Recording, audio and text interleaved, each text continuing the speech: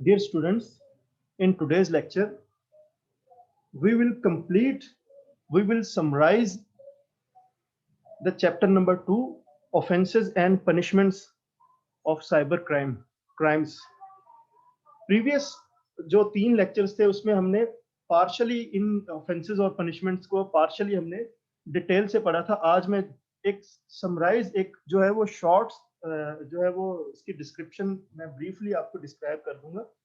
So number 1 सबसे पहले जो है, अगर आप unauthorized access to information system और डाटा, यानी आप जो है वो किसी भी शख्स के मोबाइल लैपटॉप वगैरह तक बिला इजाजत रसाई हासिल करते हैं, उस सूरत में 3 माह कैद, 50,000 जुर्माना या दोनों सजाएं.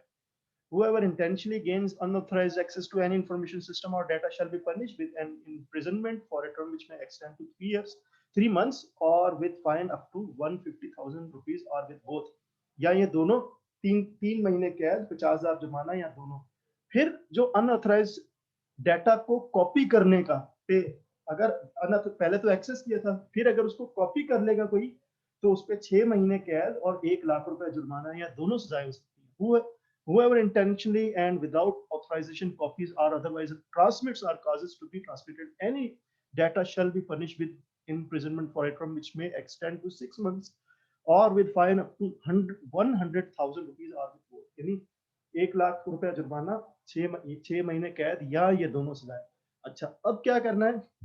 अब अगर वही डेटा को डिलीट कर रहा है, डैमेज कर रहा है, इंटरफेरेंस कर रहा है, या उस डेटा को जो है वो नुकसान पहुंचा रहा है, तो उस पर 5 लाख रुपए जुर्माना, 2 साल की कैद या ये दोनों सजाएं हो सकती हैं.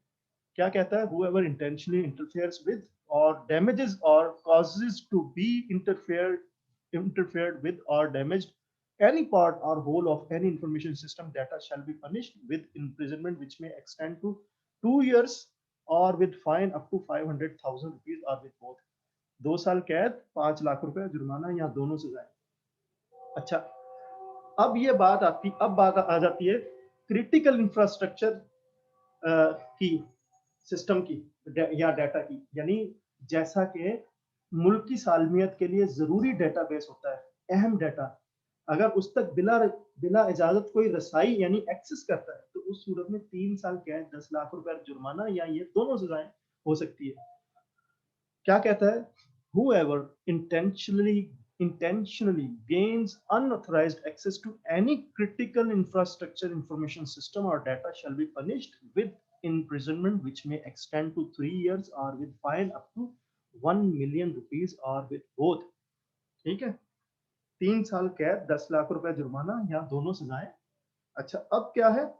अब एक्सेस के बाद क्या करता है? अगर वो इस बिला इजाजत इन अहम डाटा, जो मुल्क की सालमियत के लिए अहम डाटा हो, उसको कॉपी करता है, उस सूरत में 5 साल कैद या 5 मिलियन यानी कि 50 लाख रुपए जुर्माना या ये दोनों सजाएं हो सकती है. अब फिर क्या कहता है? Whoever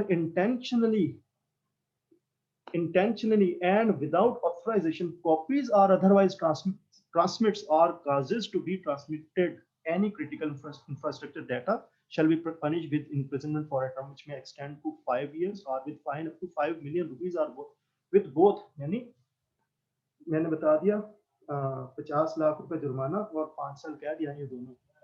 ठीक है? अब क्या कह रहा है? Interference with critical infrastructure, information system और डाटा. अब अगर वो मुल्क की सालमियत के अहम डेटा के लिए अहम जो डेटा है उसको नुकसान पहुंचा रहा है, डिलीट कर रहा है, ठीक है, या उसका सबब बनता है, उसके लिए क्या है? 7 साल कैद, 1 करोड़ रुपए जुर्माना या ये दोनों सजाएं हो सकती हैं. Whoever intentionally interferes with or damages or causes to be interfered with or damaged any part or whole of critical information system or data shall be punished with imprisonment which may extend to 7 years, or with fine up to 10 million rupees, or with both. 7 साल कैद, 1 करोड़ जुर्माना या ये दोनों सजाएं. उसके बाद ये भी हमने डिटेल में पढ़ा था, glorification of an offence and hate speech. ठीक है? यानी जुर्म और नफरत अंगेज तकारीर की तायीद व तशहीर पर 5 साल कैद, 1 करोड़ जुर्माना या दोनों सजाएं हो सकती हैं. क्या कहता है?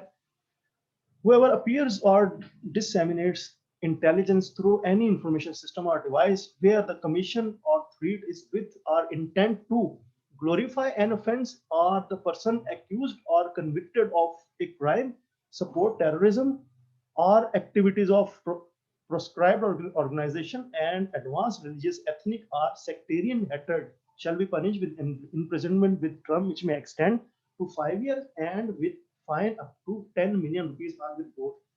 ठीक है, 5 साल कैद 1 करोड़ जुर्माना, जैसे मैंने आपको बताया था, यानी उसकी तायद और तशहीर करता है। उसके बाद है साइबर टेररिज्म, साइबर दहशतगर्दी।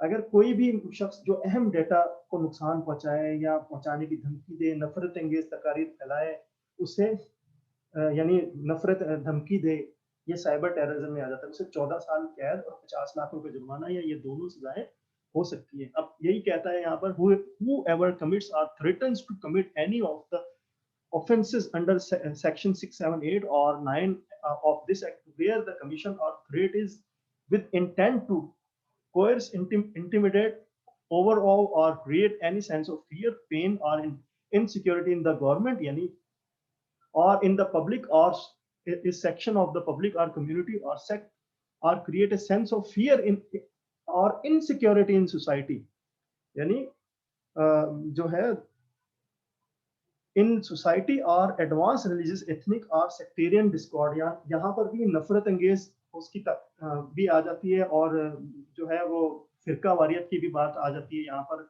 इंतहा पसंदी की भी बात आ जाती है, जो है वो इस तरह shall be punished with an imprisonment either description for a term which may extend to 14 years or will fine to 50 million, यानी 5 up to 50 million rupees or with both। ठीक है, अब यहाँ पर बात आ गई है 14 साल कैद या 5 मिलियन जो है वो 50 लाख रुपए जुर्माना, या ये दोनों सजाएं हो सकती हैं। ठीक है, अच्छा अब उसके बाद क्या है, इलेक्ट्रॉनिक फॉर्जरी। इलेक्ट्रॉनिक फॉर्जरी का मतलब है इलेक्ट्रॉनिक जालसाजी, इस पर कितनी 3 साल कैद 2.5 लाख रुपए जुर्माना या ये दोनों सजाएं हो सकती है।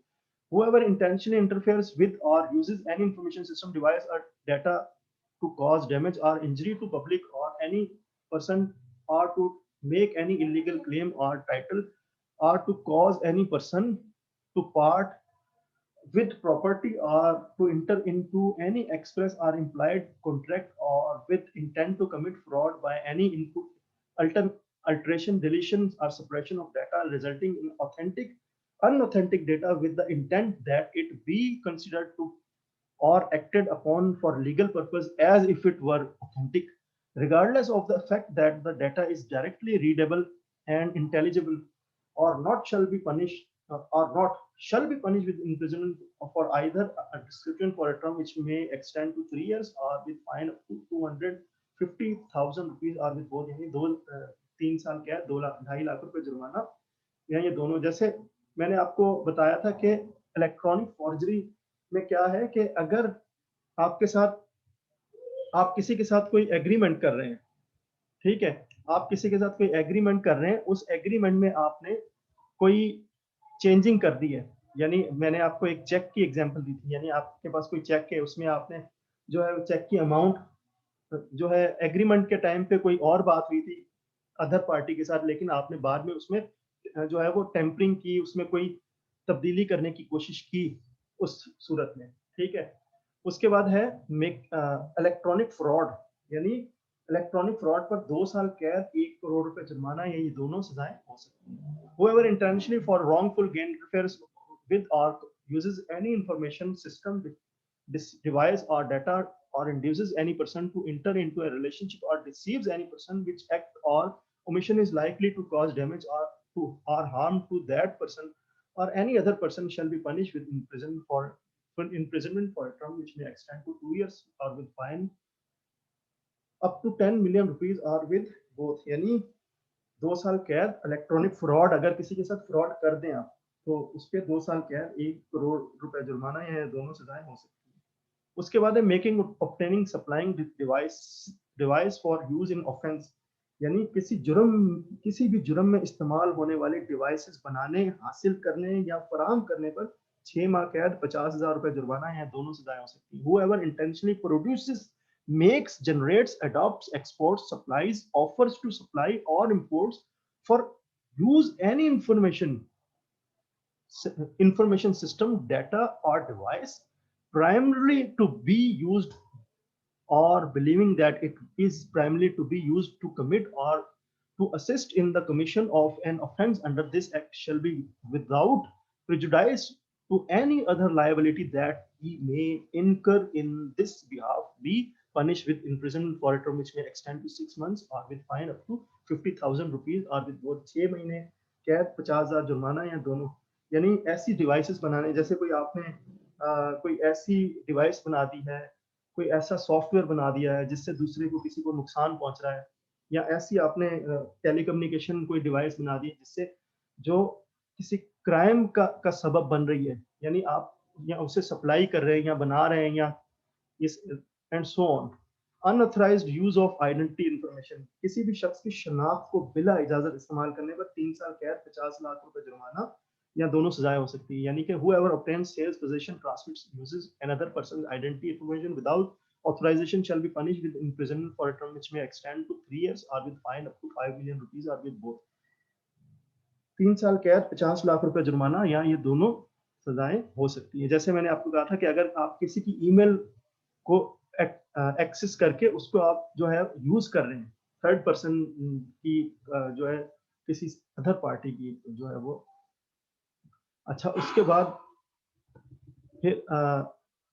फिर इसमें था अनऑथराइज्ड इशुएंस ऑफ सिम, यानी सिम कार्ड के बिला इजाजत इजरा पर 3 साल कैद 5 लाख रुपए जुर्माना या दोनों सजाएं हो सकती है। ये भी हमने ठीक किया था। उसके बाद tampering etcetera of communication equipment, उसके यानी कि कम्युनिकेशन के साथ छेड़छाड़ करने पर 3 साल कैद 10 लाख रुपए जुर्माना या दोनों सजाएं हो सकती है। यानी कि whoever unlawfully or without authorization changes, alters, tampers with or reprogram unique device and identifier of any communication equipment including a cellular or wireless handset and start using and making such device for transmitting and receiving intelligence shall be punished with imprisonment which may extend to 3 years or with fine up to 1 million rupees or with both।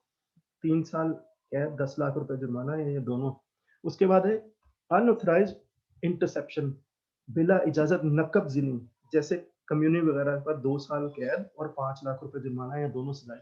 अब interception क्या है? whoever intentionally commits unauthorized interception by technical means of any transmission that is not intended to be used and intended to be and is not open to public from or with an information system or electromagnetic emission from an information system that are carrying data shall be punished with imprisonment either description for a term which may extend to 2 years or with fine up to 500,000 rupees or with both। 2 साल की कैद 5 लाख रुपए जुर्माना, ये दोनों सजाएं हो सकती है। अब ये है क्या?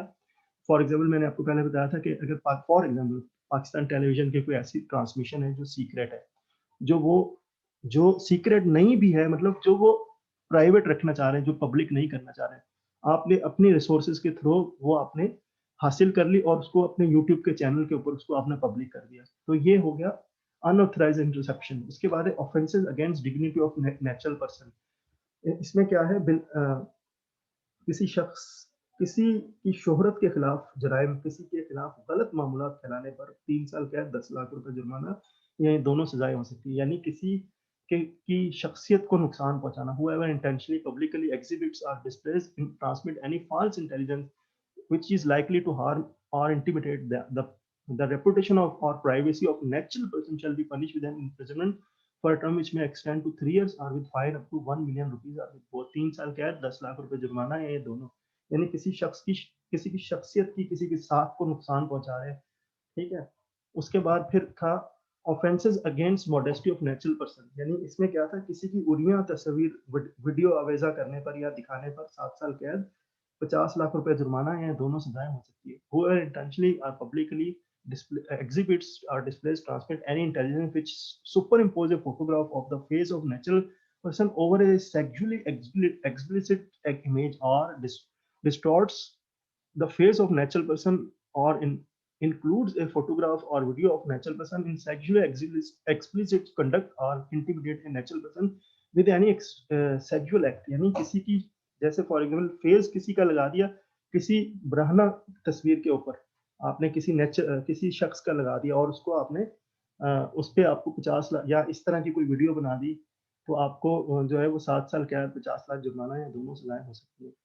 ठीक है? उसके बाद 5 मिलियन ईयन, ठीक है? और यही सज़ा अगर ये था कि जो है वो अ, कि अगर ये माइनर्स के साथ अगर ये यानी माइनर मतलब बच्चे के साथ अगर इस तरह करते हैं, तो वो सज़ा जो है वो 10 साल तक बढ़ सकती है और फाइन जो है वो 10 मिलियन यानी 1 करोड़ तक वो बढ़ सकता है या दोनों हो सकते हैं।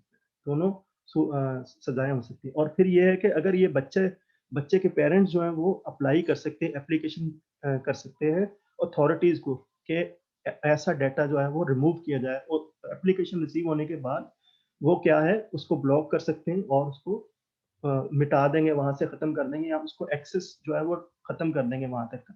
फिर उसके बाद मालिशियस कोड यानी वायरस ज़्यादा कोड फैलाने पर 2 साल कैद, 10 लाख रुपए जुर्माना या दोनों सज़ाएँ हो सकती हैं।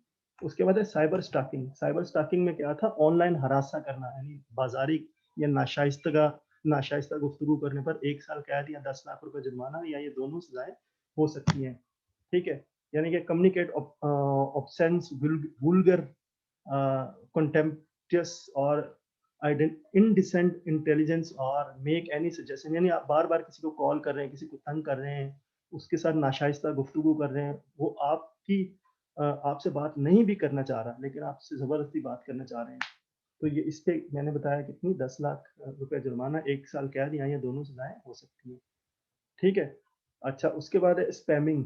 स्पैमिंग में पहली दफ़ा यानी ये स्पेशली बिज़नेस पर्पसेज़ के लिए होती है, यानी जैसे आपको कोई बिज़नेस के मैसेजेस आ रहे हैं, कोई स्कीम है, कोई इनामी स्कीम के इस टाइप के कोई मैसेजेस आ रहे हैं, उसमें बार-बार अगर वो आपको मैसेज कर रहा है, तो आप पहली बार में आपको वार्निंग देकर 50,000 रुपए छोड़ दिया जाएगा। दूसरी बार अगर आप फिर वो वायलेशन ऑफ रूल करते हैं, दोबारा करते हैं, वार्निंग के बाद भी, तो फिर उसके बाद खिलाफ वर्जी पर आपको 3 माह कैद, 10 लाख रुपए जुर्माना, ये दोनों सज़ाएँ हो सकती हैं। देखें क्या कह रहा है। Whoever intentionally transmits harmful, fraudulent, misleading, illegal, or unsolicited intelligence to any person without the express permission of the recipients or causes any information system to show any such intelligence commit is the offense of spamming. ठीक है, making unauthorized under the law or intelligence which has not been specifically unsubscribed by the recipient. A person engaged in direct marketing shall provide the opinion of the recipient. यानी यही जो मैंने आपको समझाया, इसकी सजा इतनी है। उसके बाद स्पूफिंग, मैंने बताया था कि स्पूफिंग क्या है।